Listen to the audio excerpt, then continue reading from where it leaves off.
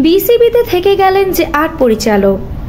ক্রীড়া মন্ত্রণালয়ে বহুল আলোচিত বিসিবি সভা, যোগদান ৮ পরিচালক: মাহবুব আলম, আকরাম খান, খালেদ মাহমুদ সুজন, কাজী ইনাম আহমেদ, সাইফুল আলম স্বপন, ইফতেখার রহমান মিঠু, সালাউদ্দিন চৌধুরী ও ফাহিম সিনহা।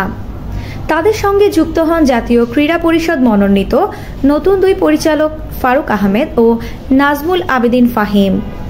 সভার শুরুতেই গৃহীত হয় নাজমুল হাসানের পদত্যাগ। এরপর পরিচালকদের সম্মতিতে নতুন সভাপতি নির্বাচিত হন সাবেক অধিনায়ক ফারুক আহমেদ। জালাল ইউনুস আগে থেকে পদত্যাগ করেছেন। বুধবার বোর্ড সভায় নাজমুল হাসান ছাড়া আর কেউ এখনও পদত্যাগ করেননি। সভায় ছিলেন না নাইমুর রহমান দুর্জয়, ইসমাইল হায়দার মল্লিক, ওবেদ নিজাম, তানভীর আহমেদ টিটু, আজম নাসির, গাজী গোলাম মোর্তজা, শেখ সোহেল সহ 13 পরিচালক। তারা পরের 2টি সভায় না থাকলে পরিচালক পদ বাতিল হবে। আইসিসি ও বিসিসি গঠনতন্ত্র মেনে বিসিবি পুনর্গঠন প্রক্রিয়া বোর্ড না ভেঙে যা এগিয়ে নেওয়া হচ্ছে। সভাপতি ফারুক আহমেদ এবং পরিচালক নাজমুল আবেদিনই এখন গুরুত্বপূর্ণ ভূমিকা রাখবেন।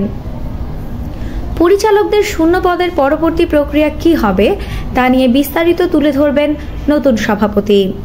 খালেদ মাসুদ পাইলট সহ বেশ কয়েকজন যুক্ত হতে পারেন বোর্ড পরিচালনায়। আফসানা নওরিন, বাংলা স্পোর্টস।